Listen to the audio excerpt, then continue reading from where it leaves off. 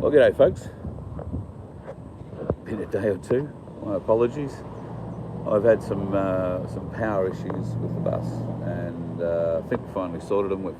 Looks like I'm finally getting sun and a decent solar charge. So we'll see what transpires over the next 24 hours or so. With a bit of luck, it'll all be filled up and working again. And very happy to be back on the air.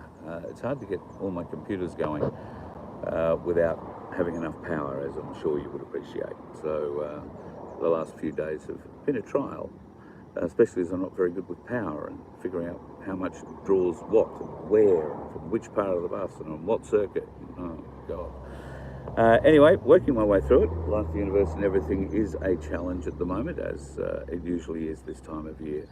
But I don't believe we're ever presented with anything more than we can handle. So chin up, move on. Ho, ho, ho, if that's the way you choose to view and approach the coming days and weeks. A lot of interesting stories coming out of the US at the moment. We'll talk more about it tonight. There will be a show come hell or high water tonight.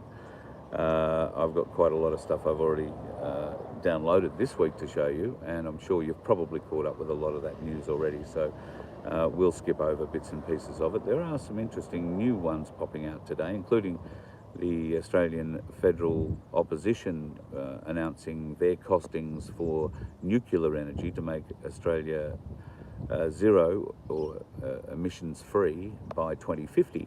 And there is a nuclear plan in place that'll cost people about $331 billion, which turns out is about $260 billion less than the whole renewables bullshit the Labor Greens would have us try and swallow.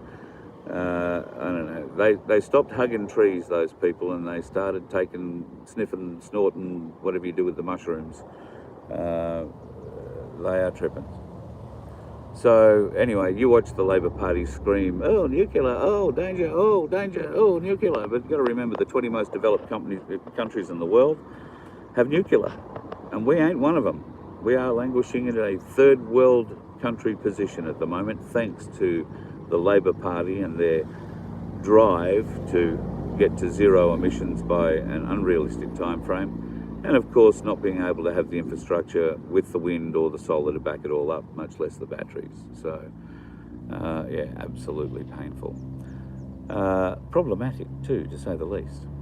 All right, folks, I got a bit on this morning. I've got to go and do some stuff with the vehicles. I've got to go and register a couple of things, not vehicles, but something else. And there's a little bit of work we've had on at the property already this morning, which I nearly did a live with, but who wants to go seeing what we do with goats at 6 o'clock in the morning? No, it wasn't that. Thank you for the filthy thoughts. No, the goats needed drenching today, so there was a bunch of us out at 6 o'clock in the morning trying to scare them into a paddock so that we could scare them into another paddock, and then another smaller paddock, and then another smaller paddock, and eventually through a race where they could be drenched before being let go out into the wild again. And very shortly we'll attempt moving them to some new pastures, if that's the way it should be said. I might shoot a bit of that. Could be quite funny.